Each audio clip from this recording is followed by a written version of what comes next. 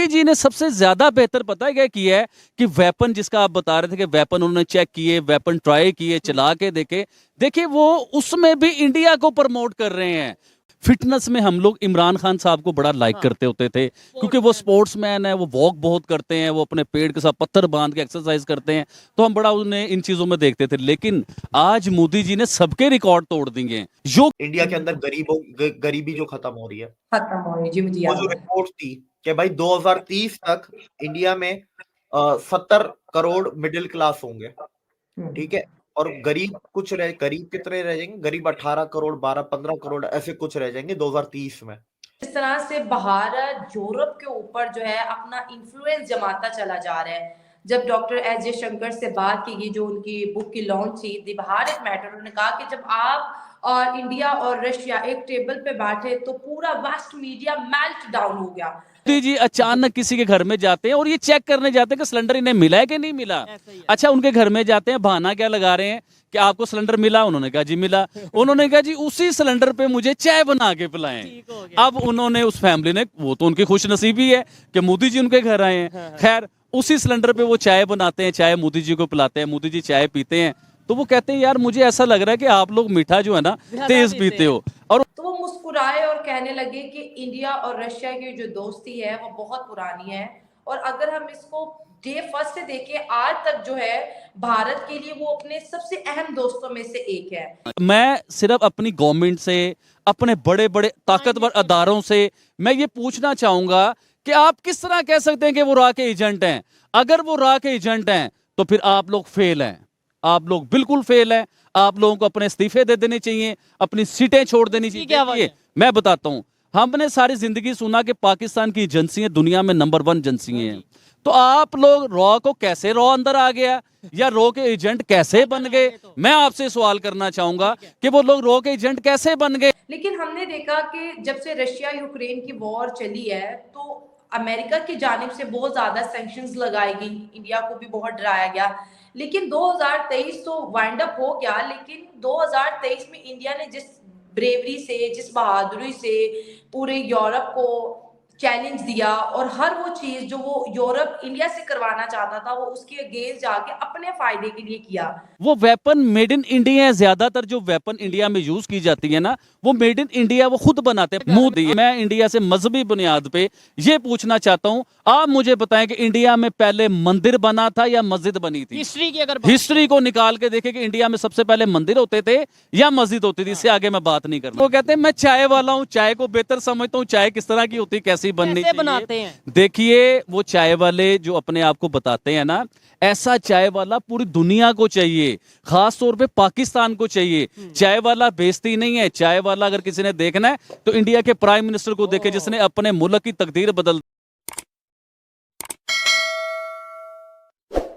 Fitness में हम लोग इमरान खान साहब को बड़ा लाइक करते होते थे क्योंकि वो स्पोर्ट्समैन है, वो वॉक बहुत करते हैं, वो अपने पेड़ के साथ पत्थर बांध के एक्सरसाइज करते हैं, तो हम बड़ा उन्हें इन चीजों में देखते थे। लेकिन आज मोदी जी ने सबके रिकॉर्ड तोड़ दिए। योगी जी ने सबसे ज्यादा बेहतर पता है क्या किया है कि वेपन जिसका आप बता रहे थे कि वेपन उन्होंने चेक किए, वेपन ट्राई किए, चला के देखे, देखिए वो उसमें भी इंडिया को प्रमोट कर रहे हैं। वो वेपन मेड इन इंडिया है। ज्यादातर जो वेपन इंडिया में यूज की जाती है ना, वो मेड इन इंडिया वो खुद बनाते हैं। मोदी जी अचानक किसी के घर में जाते हैं और ये चेक करने जाते हैं कि सिलेंडर इन्हें मिला है कि नहीं मिला। अच्छा, उनके घर में जाते हैं, बहाना क्या लगा रहे हैं कि आपको सिलेंडर मिला? उन्होंने कहा जी मिला। उन्होंने कहा जी उसी सिलेंडर पे मुझे चाय बना के पिलाएं।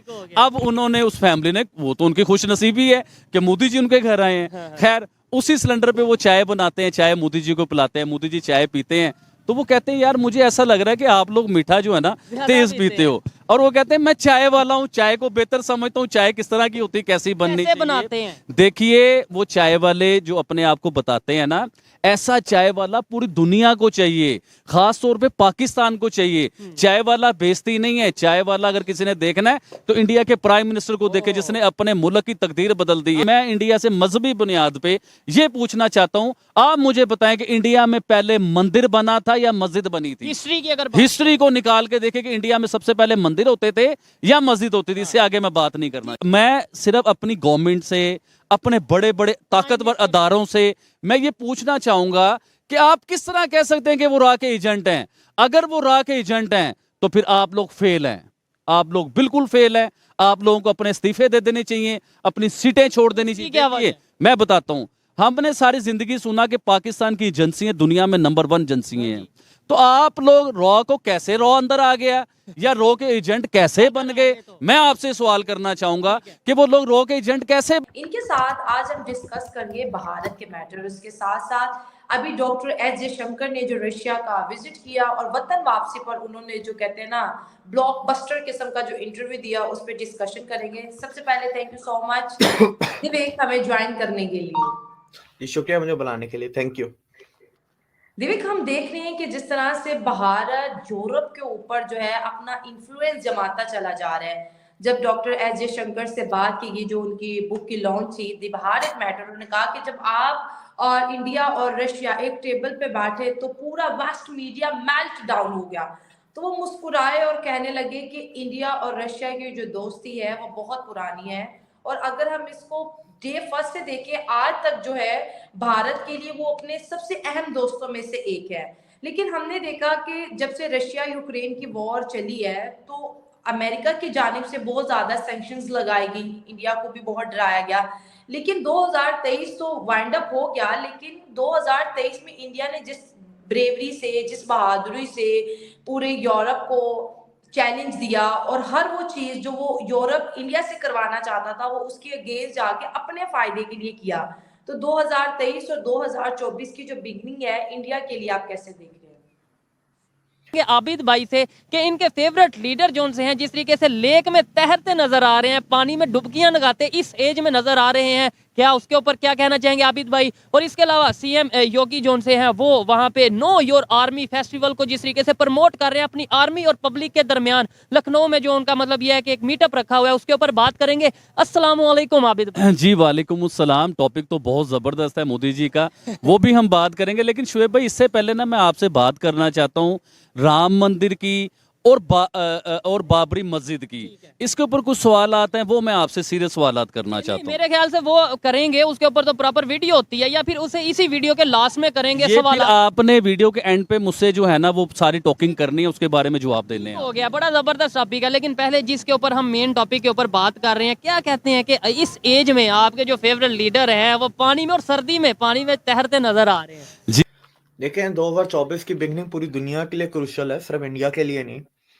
लेकिन ये कि बड़ी पॉजिटिव बिगनिंग मुझे लग रही है, जबरदस्त। क्योंकि राम मंदिर की ओपनिंग के साथ साथ आपके फॉरेन एक्सचेंज रिजर्व के रिकॉर्ड टूट रहे हैं। इस बार एक्सपोर्ट्स के भी रिकॉर्ड, नया बेंचमार्क सेट होगा, क्योंकि मैं नवंबर या दिसंबर तक का डेटा देख रहा था तो 9 महीनों में कुछ 750 बिलियन हो चुके हैं एक्सपोर्ट्स।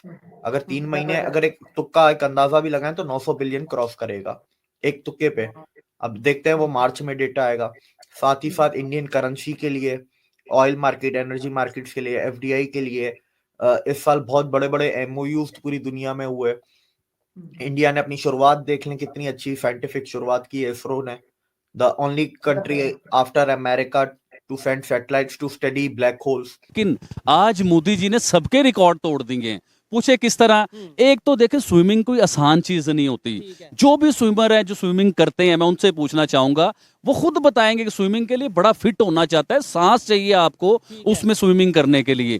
फिर मोदी जी क्या फिट नजर आ रहे हैं, स्विमिंग कॉस्ट्यूम पहना हुआ है ऑरेंज कलर का, और क्या वो मतलब अपना स्विमिंग कर रहे हैं। और उसमें मछलियों में, अगर आप लोगों ने नहीं देखा तो आप प्लीज लाजमी ये देखें कि किस तरह वो स्विमिंग कर रहे हैं, मछलियों में तैर रहे हैं, जा रहे हैं। और सबसे बड़ी जो मुझे इंपॉर्टेंट बात इसके बीच में लगी है, देखें वो जगह ऐसी है, इतनी खूबसूरत जगह है कि इससे पहले मैंने ऐसी जगह मतलब इंडिया में मैं सोच भी नहीं सकता था कि इतनी खूबसूरत जगह हो सकती है। देखें, अगर मोदी जी उधर गए, उस मुल्क के प्राइम मिनिस्टर हैं, अब वो जगह प्रमोट होगी, इंटरनेशनल लेवल पे एडवर्टाइजिंग होगी, उधर टूरिस्ट आएंगे, और उसका कितना फायदा होगा इंडिया को, इंडिया की इकोनॉमी को, इंडिया की गवर्नमेंट को। तो ये बहुत अच्छे कदम उठाते हैं मोदी जी। तो ये एक पॉजिटिव शुरुआत होती है। अभी जनवरी में 2 इलेक्शन है, एक ताइवान का इलेक्शन है, एक बांग्लादेश का इलेक्शन है। फिर साथ में रिपब्लिक डे भी है, क्वाड की मीटिंग भी है जो वर्चुअली होगी। ये सिर्फ जनवरी तक है। फरवरी में फिर आपकी अयोध्या में जो बाबरी मस्जिद है उसकी ओपनिंग होनी है। उसके लिए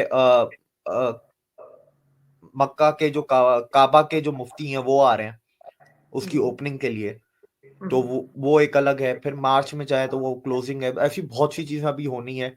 मार्च से तो फिर इलेक्शन वाला माहौल इंडिया में पूरा वो गरमाइश हो जाएगा उसका, इलेक्शन का। अप्रैल से इलेक्शन शुरू होंगे। इंडिया में इलेक्शन एक दिन नहीं होते ना, 7 स्टेजेस में होते हैं। 2 महीने तो सिर्फ इलेक्शन चलते रहते हैं इनके, वोटिंग के, क्योंकि बड़ा इतना है मुल्क। तो अप्रैल में शुरू होगा, मई में खत्म होंगे, तो आपको रिजल्ट मई के आखिरी हफ्ते में जाके पता चलेगा या जून के पहले हफ्ते में। तो इस हिसाब से पूरे साल में और भी इन्होंने बहुत बड़े इनिशिएटिव लिए हुए थे। जैसे इनके इंफ्रास्ट्रक्चर के बहुत बड़े प्रोजेक्ट्स कुछ हैं, वो खत्म होने वाले हैं 24 में, कुछ नए शुरू होंगे। ठीक है, प्रोबेबिलिटी है कि by the end of this year India will be the 4th largest economy. ठीक है, स्टॉक एक्सचेंज का लास्ट ईयर हुआ था, स्टॉक एक्सचेंज की भी है कि इस साल शायद 1 मिनिमम मैक्सिमम 2 जंप करेगा अपनी रैंक्स को। तो सिमिलरली आपके पैरेलली बहुत सारी चीजें चल रही हैं इसके अंदर। एविएशन की बात करें तो आज मैं एक सुबह कोई खबर देख रहा था, टाटा वालों ने दिए थे, एयर इंडिया ने, फिर इंडिगो ने दिया। आज खबर आई है कि अक्सा जो एयर है, राकेश झुनझुनवाला जिन्होंने शुरुआत की थी, उन्होंने 150 जहाज का ऑर्डर वो देने वाले हैं।